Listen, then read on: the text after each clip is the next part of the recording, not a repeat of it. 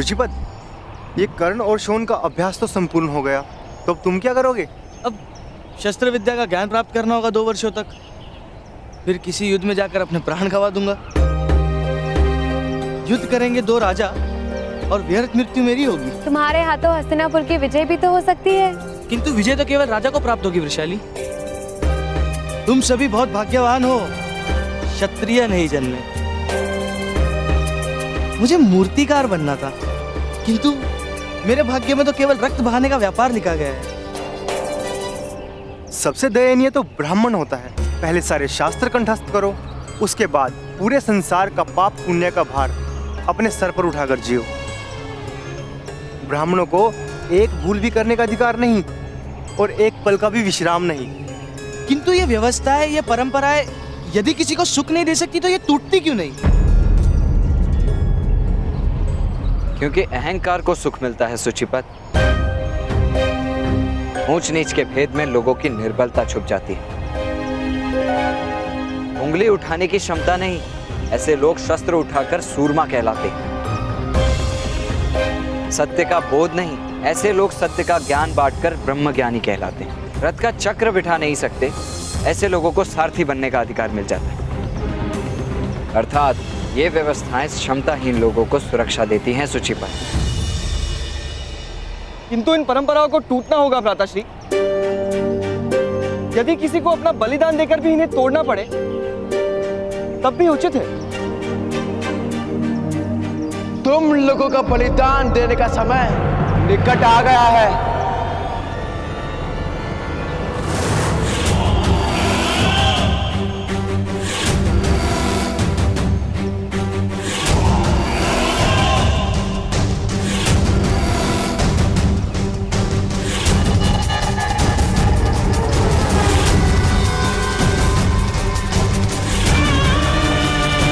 राजकुमार दुर्योधन, युवराज कहो मूर्ख।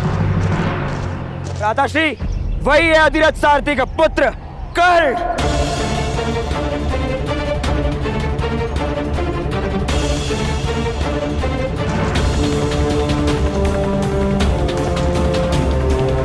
यदि अपनी रक्षा कर सकते हो तो कर लो।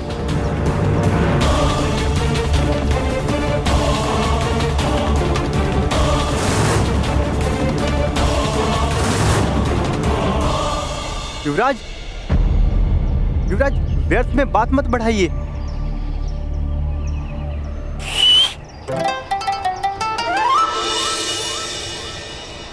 जॉन, वामिल, यहाँ ऊपर आ जाओ।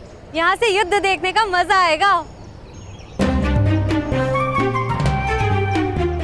शुचिपद, उत्तम, ऊपर आओ जल्दी। करो करो, युद्ध करो।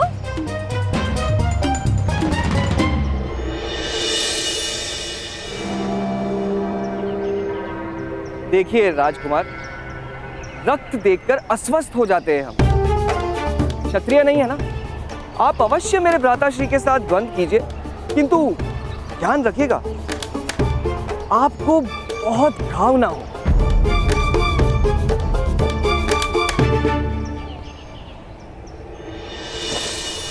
दुशासन, जाओ बंदी बना लो इसे।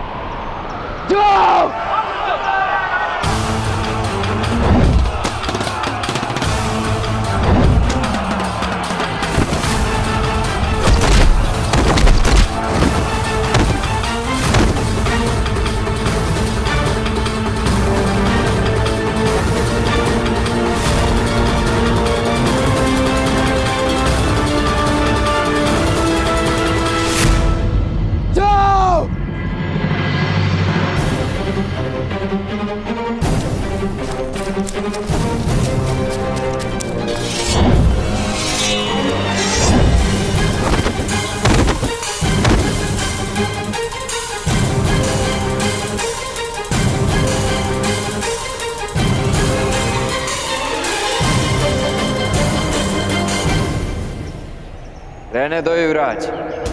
राजकुमार होने मात्र से शक्तिमान नहीं हो जाता कोई। मैं तो तुम्हें केवल दंड देने वाला था, किंतु अब मुझे तुम्हारे प्राण लेने पड़ेंगे।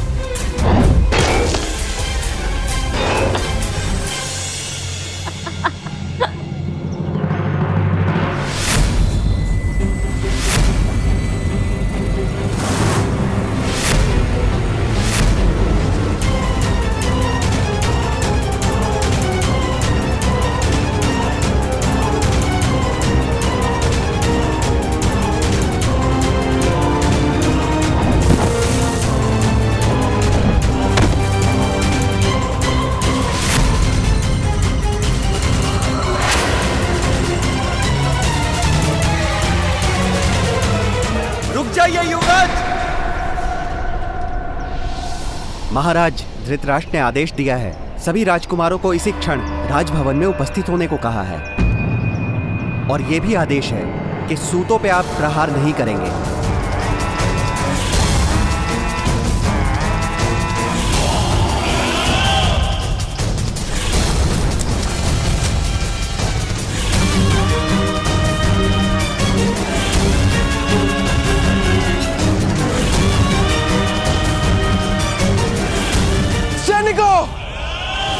इन सबको बंदी बना लो, अन्यथा तुम सबकी मृत्यु निश्चित है।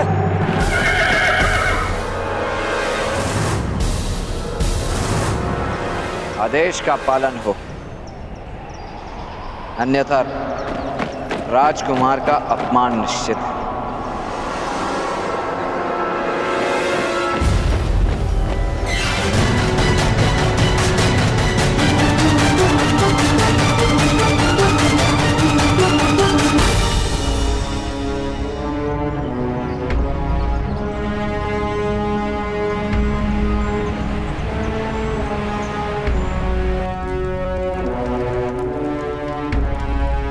मेरा परामर्श है कि इस विषय को यहीं समाप्त कर दिया जाए। राजकुमारों का अपमान नहीं हो सकता ताचरी। अपमान हो ऐसी स्थिति से अंतर रखना कर्तव्य है राजकुमारों का, और पिता का कर्तव्य है कि उन्हें इसका पाठ पढ़ाए। राजकुमारों के चरित्र निर्माण का समय आ गया है महाराज। हस्तिनापुर के राजा स्वयं को प्रजा का सेवक मानते हैं, स्वामी नहीं। यही परंपरा रही है कुरुकुल की। इसी परंपरा का शिक्षण देना है आप राजकुमारों को। लोहा ठीक से पीटा ना जाए तो तलवार युद्ध भूमि में टूट जाती है महाराज। आज राजकुमारों के चरित्र का निर्माण होना है। अगर आज ये नहीं हुआ तो भविष्य में प्रजा के विद्रोह का सामना करना होगा उन्हें।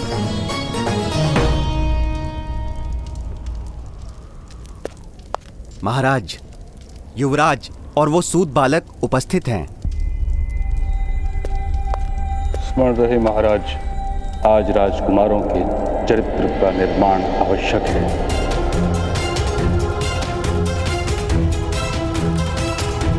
तभी उनका भविष्य सुरक्षित रहेगा।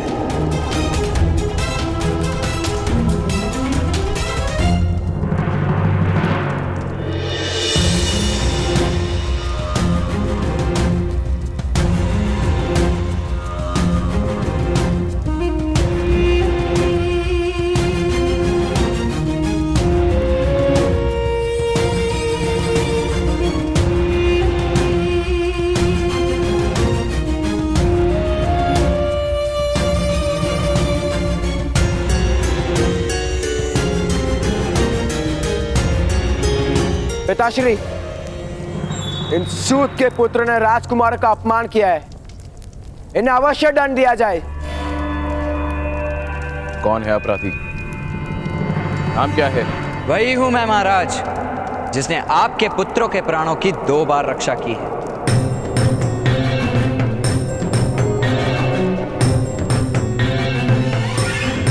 दो बार रक्षा की है?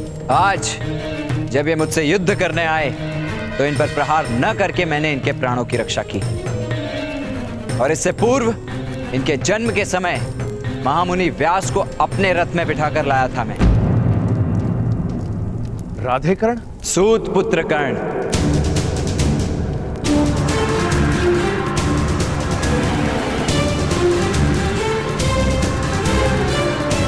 दंड भोगने के लिए आपके सामने उपस्थित है महाराज।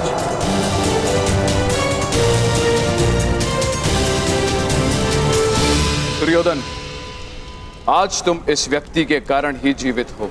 तुम्हारे जन्म के समय यदि राधे ने अद्भुत साहस तथा रथ विद्या का प्रमाण ना दिया होता तो तुम्हारा जन्म ही संभव ना था।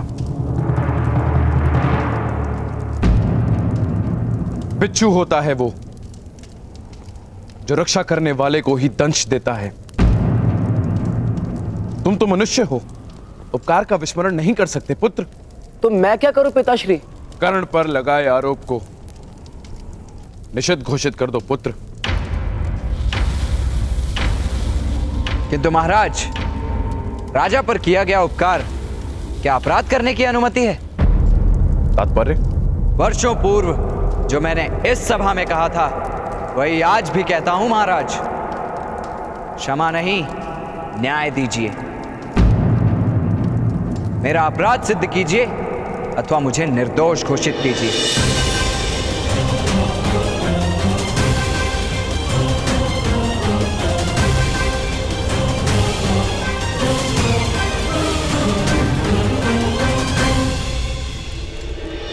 तुमने विकट प्रश्न पूछ लिया कर्ण। पुत्र दुर्योधन, क्या तुम आरोप सिद्ध कर सकते हो?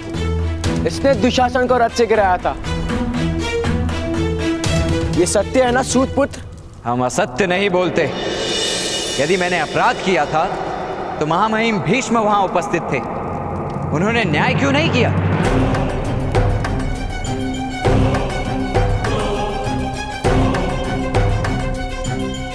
महाराज, उस परीक्षा में कर्ण एक असफल सारथी सिद्ध हुआ था, वही उसका दंड था।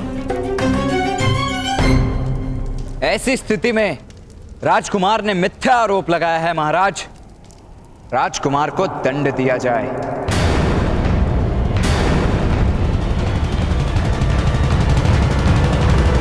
असंभव!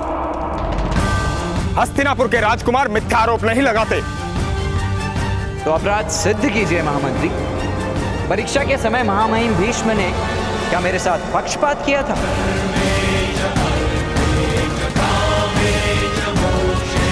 हठ मत करो कर्ण। मैं हट नहीं कर रहा महामहिम, आग्रह कर रहा हूं, सत्य का आग्रह। निर्बल मनुष्य को सम्मान प्राप्त करने हेतु केवल एक ही शस्त्र अवगत होता है, सत्याग्रह का शस्त्र। सत्य का आग्रह कर रहे हो कर्ण। सदैव यदि सत्य पर चलने की क्षमता नहीं हुई तो जीवन विफल हो जाएगा तुम्हारा। आप न्याय कीजिए महामहिम, भविष्य दर्शन नहीं।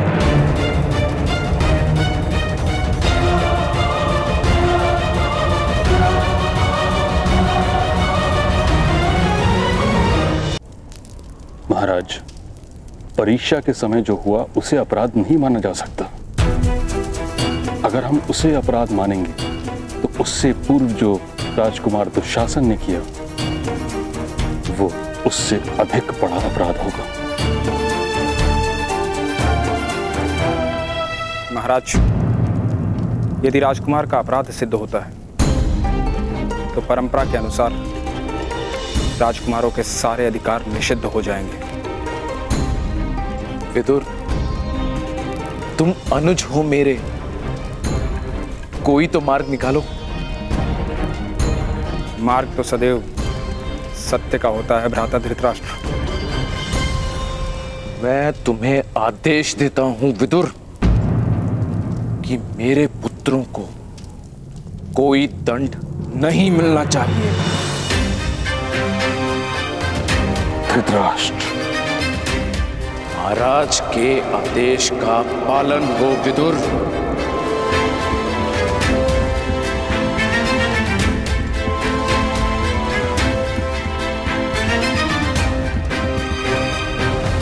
और क्या आरोप है राजकुमार दुर्योधन? इसके भाई ने मेरा अपमान किया। उसने मुझे निर्बल कहा। क्या ये सत्य है अधिरथ पुत्र शोण? तुमने राजकुमार को ऐसा कहा था? किंतु आरोपी तो मैं हूं महामंत्री। शोण से प्रश्न पूछने का क्या कारण है? युवराज ने अभी अभी शोण पर आरोप लगाया है। उत्तर दो शोण। नहीं, शोण उत्तर नहीं देगा। अपराध मुझ पर सिद्ध करना है, मेरे भाई पर नहीं। उत्तर दो सूतपुत्र, सत्य बोलो।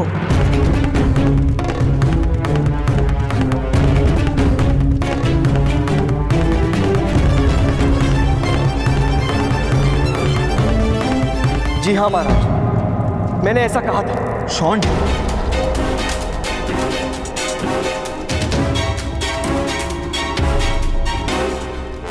अर्थात राजकुमार ने मिथ्या आरोप नहीं लगाया। अपराधी का दंड निश्चित किया जाए महाराज। न्याय संहिता के अनुसार युवराज के अपमान का क्या दंड है? अपराधी को 10 कोड़े मारने का आदेश है।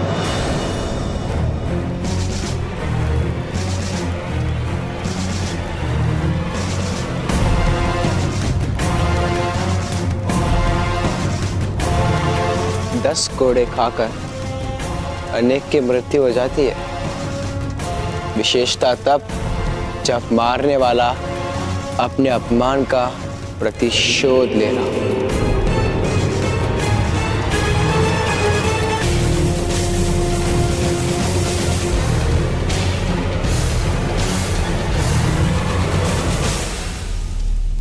यह अन्याय है। ऐसा दंड आप नहीं दे सकते। यदि यह परंपरा है तो इसे तोड़िए महामहिम भीष्म। हस्तिनापुर की प्रजा आपको देवता मानती है। अपने सामर्थ्य का प्रदर्शन कीजिए। इस अन्याय को होने से रोकिए महामहिम।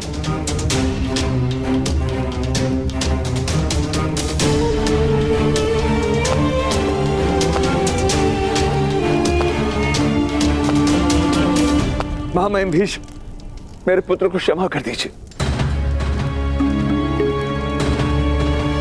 उसकी मृत्यु हो जाएगी, उसकी मृत्यु। धैर्य रखो अधिरथ, मैं तुम्हारे पुत्र की मृत्यु नहीं होने दूंगा।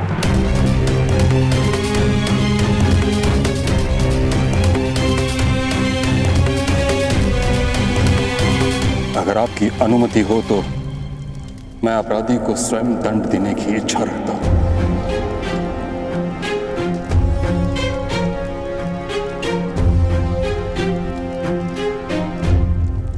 महामहिम भीष्म, आप मेरे भाई को दंड नहीं दे सकते।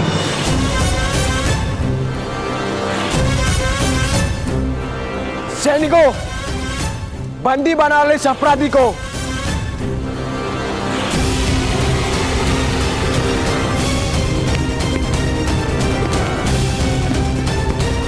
यदि किसी को मृत्यु प्राप्त करनी हो तो शोण को स्पर्श करें।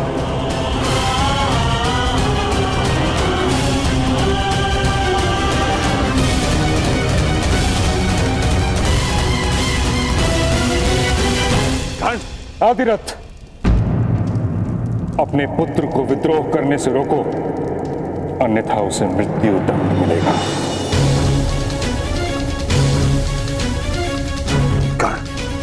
मेरा आदेश है, रुक जाओ। महामहिम भीष्म, मैं वचन देता हूं, मेरा पुत्र कर्ण शोण को दंड भोगने से नहीं रोकेगा।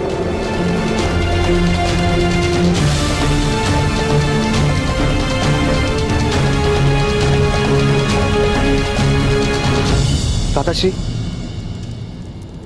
चिंता मत कीजिए, मैं चीखूंगा नहीं।